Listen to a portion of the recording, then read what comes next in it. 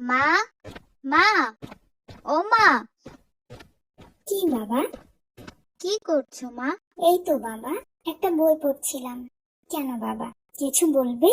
মা, বাবা কখন আসবে? তোমার বাবা সন্ধ্যায় আসবেন। আজকে এত দেরি কেন? আজকে তোমার বাবার অফিসে একটা মিটিং ছিল। কিন্তু কেন আবু বকর?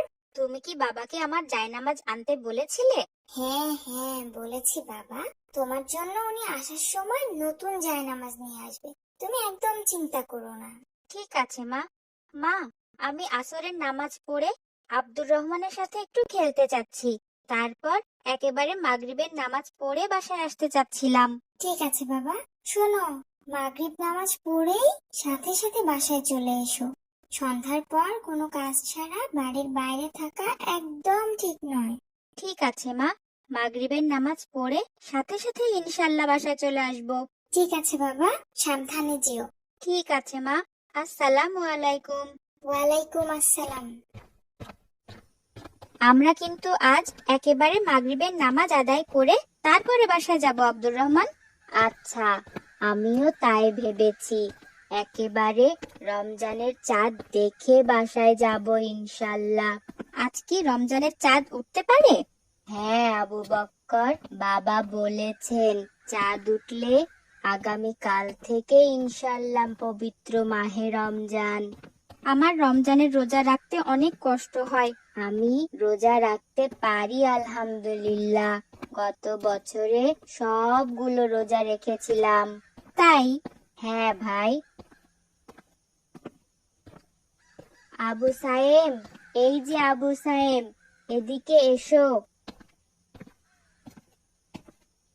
আসসালামু আলাইকুম আব্দুর রহমান, কেমন আছো? ওয়ালাইকুম আসসালাম। আলহামদুলিল্লাহ, আল্লাহ ভালো রেখেছেন। তুমি কেমন আছো? আলহামদুলিল্লাহ। তুমি আজ নামাজে আসোনি কেন? তোমাকে তো মসজিদে দেখতে পেলাম না। আমি আজ আমার বন্ধু আবু বক্করদের বাসার পাশের মসজিদে নামাজ আদায় করেছি, তাই দেখোনি। এটা আমার বন্ধু আবু বক্কর। আসসালামু আলাইকুম, কেমন আছো? আলহামদুলিল্লাহ, তুমি কেমন আছো?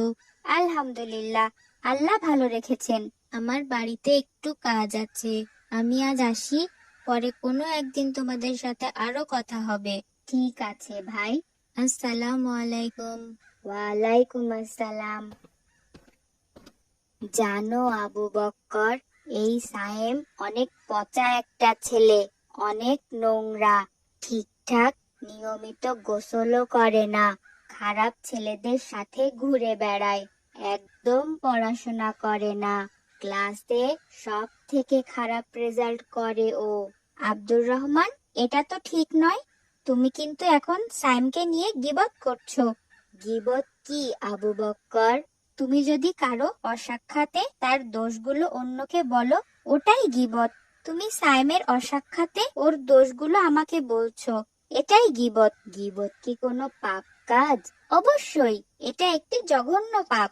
গীবত করা কবিরা গুনাহ।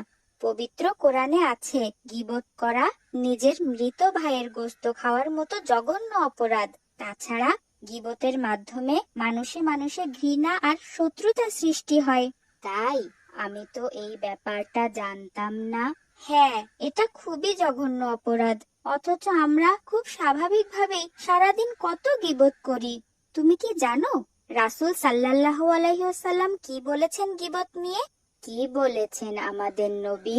রাসূল সাল্লাল্লাহু আলাইহি ওয়াসাল্লাম বলেছেন, গীবত করা বা পরনিন্দা করা ব্যভিচার থেকেও গুরুতর অপরাধ। তাহলে বোঝো এটা কত ভয়ানক পাপ। তাছাড়া কেউ যদি তোমার সামনে গীবত করে, সেটা শোনাও পাপ। কেউ গীবত করলে তাকে সেটা থেকে বিরত রাখা আমাদের কর্তব্য। তাহলে তো আমি অনেক ভয়ানক পাপ করে ফেলেছি আবু বক্কর। এখন আমার কি করা উচিত? যার সম্পর্কে গীবত করা হয় তার কাছে মাপ চেয়ে নিতে হয়, তবেই আল্লাহ মাপ করে দেন। তুমি সাইমের কাছে মাপ চেয়ে নাও, আর সাইমের দোষগুলো অন্যকে না বলে সায়েমকে বুঝিয়ে বলো। দেখবে ও নিশ্চয় সচেতন হবে ইনশাল্লাহ। ঠিক আছে, আমি ওর কাছে মাপ চেয়ে নিব আর ওকে ওর খারাপ ব্যাপারগুলো বুঝিয়ে বলবো ইনশাল্লাহ, যেন ও সচেতন হয়। এখন চলো মাগরিবের নামাজ আদায় করি, আজান হচ্ছে। ঠিক আছে।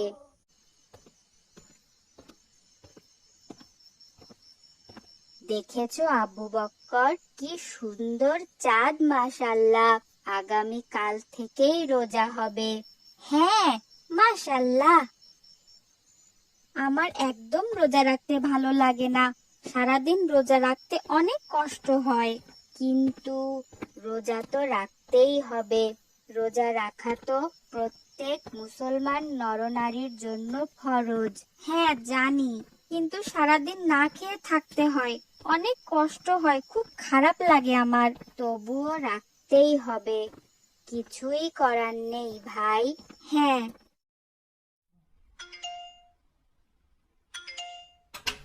আসসালামু আলাইকুম মা। ওয়ালাইকুম আসসালাম। এসো, ভিতরে এসো। বাবা এখনো আসেননি? না বাবা, একটু আগে তোমার বাবা ফোন করেছিলেন, ওনার আসতে একটু সময় লাগবে। তোমার মন খারাপ কেন বাবা? কিছু হয়েছে? রমজান মাসে চাঁদ দেখা গেছে মা। আগামী কাল থেকে রোজা, আবার সেই না খেয়ে থাকতে হবে। খুব রাগ হচ্ছে আমার। ছি বাবা, এগুলো কি বলছো? রোজা তো আমাদের জন্য আনন্দের খবর। রমজানের চাঁদ আমাদের মুসলমানদের জন্য তো খুশির খবর। রোজা আমাদের জন্য ফরজ। আল্লাহ তাআলা বলেছেন, হে মুমিনগণ, তোমাদের ওপর রোজা ফরজ করা হয়েছে, যেভাবে ফরজ করা হয়েছিল তোমাদের পূর্ববর্তীদের ওপর, যাতে তোমরা তাকওয়া অবলম্বন করো। কিন্তু মা, আমার রোজা রাখতে অনেক কষ্ট হয়, সারাদিন না খেয়ে থাকতে হয় যে। বাবা, এটা বলতে নেই। রমজান মাস আমাদের জন্য রহমতের মাস। এই মাসকে বলে গুনাহ মাফের মাস। একজন ব্যক্তি যদি সঠিক নিয়মে, সহি নিয়মে সবগুলা রোজা রাখেন, তাহলে আল্লাহ তাকে শিশুদের মতো গুনাহমুক্ত পবিত্র করে দেন। মা, সারাদিন রোজা রাখা তো অনেক কষ্টের ব্যাপার। কিন্তু বাবা, রমজানে রোজা ভঙ্গ করা হারাম। এটা অনেক বড় গুনাহ। আর রাসূলুল্লাহ সাল্লাল্লাহু আলাইহি ওয়াসাল্লাম বলেছেন, যে ব্যক্তি কোনো কারণ ছাড়া রমজানের কোনো একদিনের রোজা ভেঙে ফেললো এবং তওবাও করলো না, সে সারা জীবন রোজা রাখলেও এই দিনের ক্ষতিপূরণ হিসেবে যথেষ্ট হবে না। মা, রোজা ভাঙার জন্য কি আল্লাহ শাস্তি দিবেন? হ্যাঁ, রোজা ভঙ্গের শাস্তিও অনেক কঠিন। রাসূলুল্লাহ সাল্লাল্লাহু আলাইহি সাল্লাম বলেন, একদিন আমি ঘুমন্ত ছিলাম, এ সময় দুটি ব্যক্তি এলেন, তারপর আমাকে নিয়ে রওনা হলেন। পরবর্তীতে আমি কিছু লোক দেখতে পেলাম, যাদেরকে পায়ের রগে বেঁধে ঝুলিয়ে রাখা হয়েছে, যাদের মুখের চোয়াল ছিল ফাটা, যা দিয়ে রক্ত ঝরছিল। আমি জিজ্ঞাসা করলাম, ওরা কারা? তিনি বললেন, ওরা হলো তারাই যারা রোজা ভাঙার সময় আসার আগেই রোজা ভেঙে ফেলতো। রোজা ভাঙার শাস্তি এত বেশি? এটা তো খুব ভয়ানক মা। হ্যাঁ বাবা, যখন রমজান প্রবেশ করে, আকাশের রহমতের দরজাগুলো খুলে দেওয়া হয় এবং জাহান্নামের সবগুলো দরজা বন্ধ করে দেওয়া হয়, আর শয়তানকে তখন শিকল পরিয়ে দেওয়া হয়। তাই মা, আমি তো এত কিছু জানতাম না।